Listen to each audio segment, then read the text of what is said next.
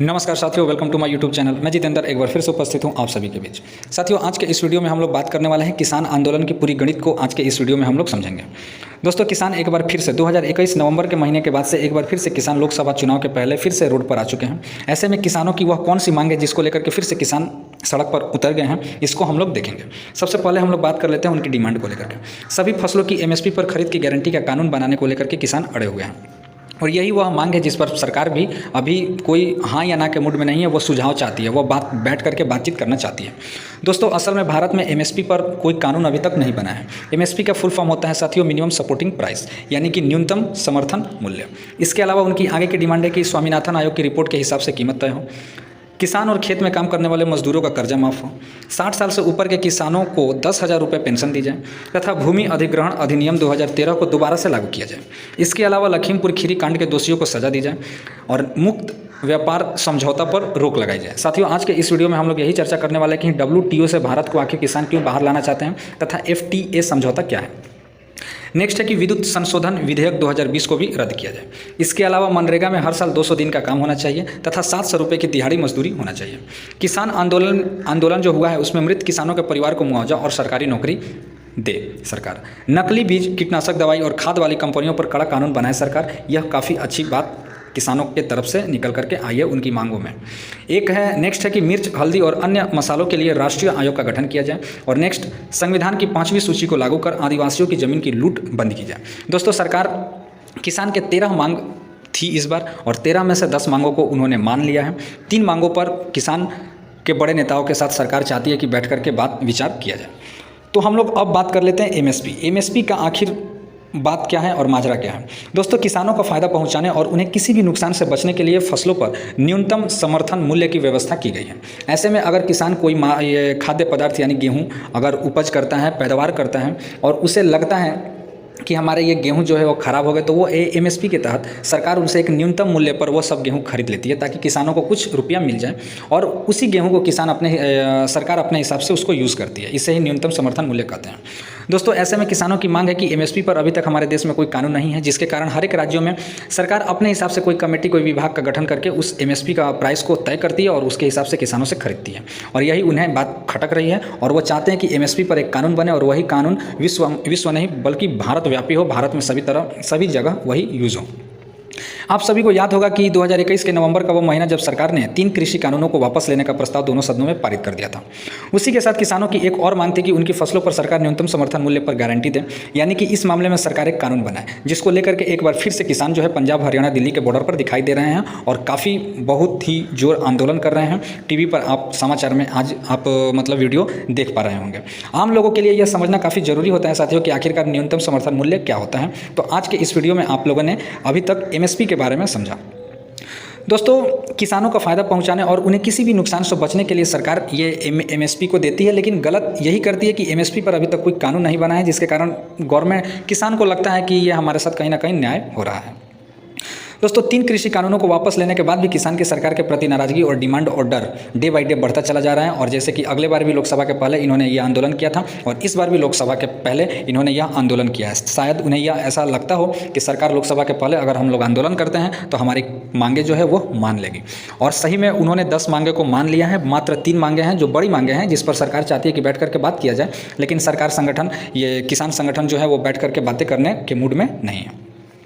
यह बात समझना काफ़ी जरूरी है साथियों कि सरकार हर फसल पर एमएसपी नहीं देती है और किसानों का मांग है कि सरकार हर फसलों पर एमएसपी दे। बड़े बड़े अर्थशास्त्रियों का कहना है कि अगर सरकार सभी फसलों पर एमएसपी देगी तो भारत की अर्थव्यवस्था काफ़ी हद तक चरमरा जाएगी, क्योंकि बहुत सारे ऐसे फसल होते हैं जो सही नहीं उपजते या उन्हें किसी कीटनाशक की वजह से ख़राब हो जाते हैं। अगर उसको सरकार पैसा दे करके वो ख़राब वस्तु को खरीद ले, ख़राब खाद्य पदार्थ को खरीद ले, तो सरकार उसको अगर मार्केट में उतारेगी तो वो कोई भी कंज्यूमर या उपभोक्ता उसे उपभोग नहीं करेगा। ऐसे में सरकार का करोड़ों रुपयों का नुकसान हो सकता है। यही कारण है कि सरकार हर एक वस्तु पर एमएसपी लगाना नहीं चाहती है, बल्कि 24 ऐसे वस्तु है जिस पर एमएसपी लगा हुआ है और 24 ऐसी वस्तुओं को सरकार खराब होने की स्थिति में अपने कुछ मुद्रा कोष से पैसे से उस सामान को खरीद लेती है और अपने हिसाब से उसको यूज़ करती है।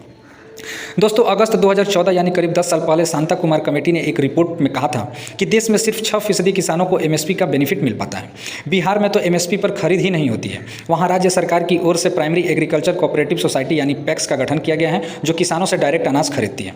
लेकिन किसानों का कहना है कि पैक्स काफ़ी अनाज खरीदती है और देर से पेमेंट करती है। किसानों को ज़्यादातर फसल कम कीमत पर ही बिचौलियों को बेचनी पड़ती है। यही कारण है कि किसान एमएसपी पर एक कानून चाहते हैं। इसके अलावा दोस्तों एग्रीकल्चर मिनिस्ट्री के commission for agriculture cost and prices department की ओर से गन्ने की एमएसपी तय की जाती है। ये एक डिपार्टमेंट के तौर पर सुझाव देता है। ये कोई ऑर्गेनाइजेशन नहीं है जो कानून के रूप में एमएसपी तय कर सके। ये बस एक विभाग है जो सुझाव देता है। ये कोई एक ऐसी संस्था भी नहीं है जो कानूनी रूप से एमएसपी लागू कर सके। मैंने आपको पहले ही कहा था कि एमएसपी पर हमारे देश में कोई कानून नहीं है। किसान समूह यूनिवर्सल एमएसपी के लिए एक कानून की भी मांग कर रही हैं, यानी किसान की हर एक फसल को केंद्र में सरकार द्वारा एमएसपी पर खरीद के लिए खुला होना चाहिए। वैसे इस तरह का कुछ आंकड़ों से खारिज किया जा सकता है। जैसे कि मैंने आपको पहले ही कहा, हमारे देश के बड़े बड़े अर्थशास्त्री भी यही मानते हैं कि अगर देश में हर एक खाद्य पदार्थों पर सरकार एमएसपी देने लगे एक कानून के तहत, तो सरकार की अर्थव्यवस्था काफ़ी हद तक चरमरा सकती है। दोस्तों पहला वित्त वर्ष 2020 में कृषि उपज का कुल मूल्य 40 लाख करोड़ था। इसमें डेयरी, खेती, बागवानी, पशुधन और एमएसपी फसलों के उत्पाद शामिल थे। दूसरा वित्त वर्ष यानी 2020 में कुल कृषि उपज का बाजार मूल्य 10 लाख करोड़ रुपए थे। इसमें 24 फसलें शामिल हैं जो एमएसपी के दायरे में शामिल है। वित्त वर्ष 2020 के लिए कुल एमएसपी खरीद 2.5 लाख करोड़ रुपए था, यानी कि कुल कृषि उपज का 6.25% और एमएसपी के तहत उपज का लगभग 25% ही है। अगर एमएसपी गारंटी कानून लाया जाता है तो सरकार पर कम से कम हर साल 10 लाख करोड़ रुपए का अतिरिक्त भार पड़ेगा।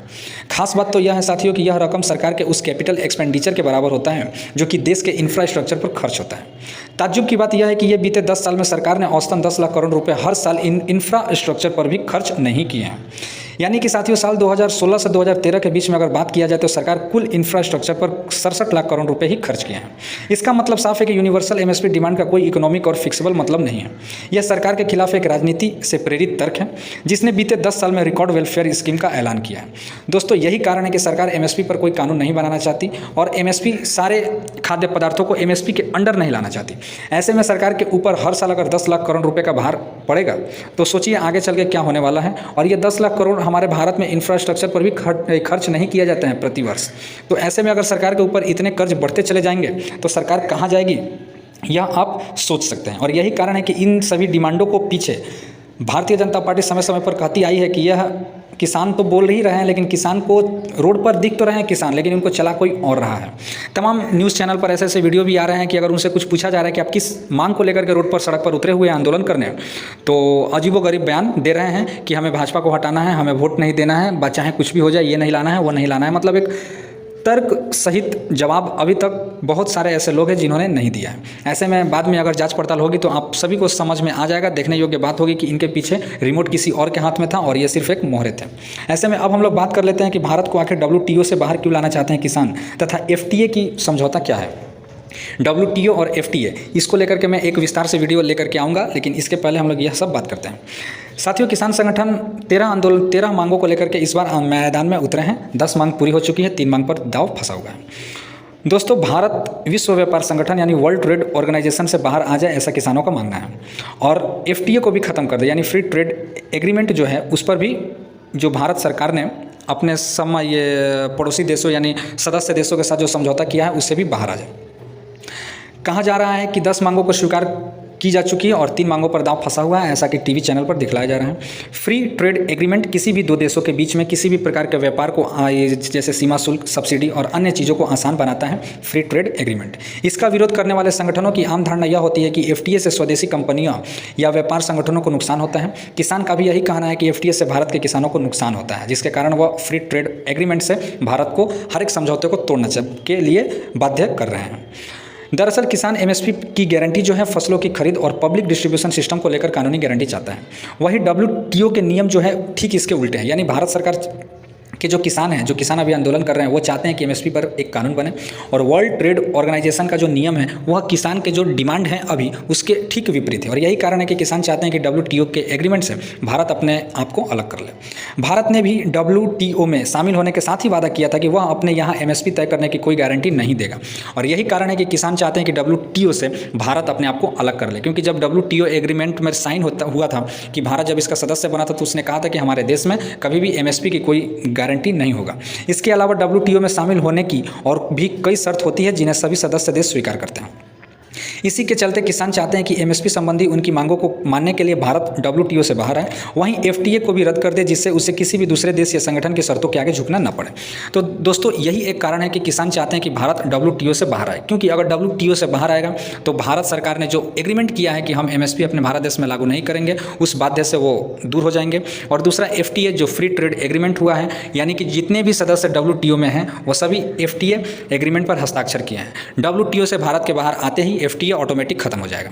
यही किसान की सबसे बड़ी मांगे हैं और भारत सरकार इन्हीं मांगों को लेकर के बैठ करके बातचीत करने की मूड में है। लेकिन किसान फिर से वही आंदोलन कर रहे हैं, फिर से वही रोड सड़क जाम कर रहे हैं। दिल्ली वासी पंजाब बॉर्डर इत्यादि पर कई लोग घायल हो रहे हैं, पुलिस भी घायल हो रहे हैं। यहाँ तक कि कई न्यूज़ चैनल ये भी दिखला रहे हैं कि किसान ट्रैक्टर लेकर के पुलिस कर्मियों के ऊपर भी चढ़ जा रहे हैं, मारपीट हो रही है। तो तमाम इन सभी बातों से देश में अराजकता ही फैलेगी।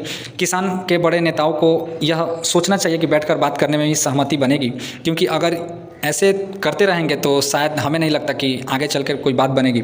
आपके जानकारी के लिए बता दूं 2021 में जो किसान आंदोलन ने किया था वह तकरीबन 378 दिनों तक चला था और 378 दिनों के बाद कुछ बातों पर सहमति बनी थी और किसान आंदोलन ने अपने आंदोलन को ख़त्म किया था। शायद ऐसा ही इस बार भी हो, लेकिन इस तरह से अराजकता देश में फैलाना यह काफ़ी गलत बात है और लोकसभा चुनाव के पहले इसका होना, इसको एक राजनीति से भी जोड़कर देखा जा रहा है। और जाहिर सी बात है इसके बाद अगर जब जांच पड़ताल चलेगी तो इसका रिमोट जो होगा वो किसी न किसी विपक्षी पार्टी के हाथ में ही होगा।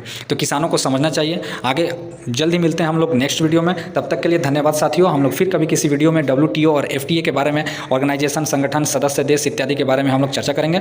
जल्दी मिलते हैं हम लोग नेक्स्ट वीडियो में। Bye bye.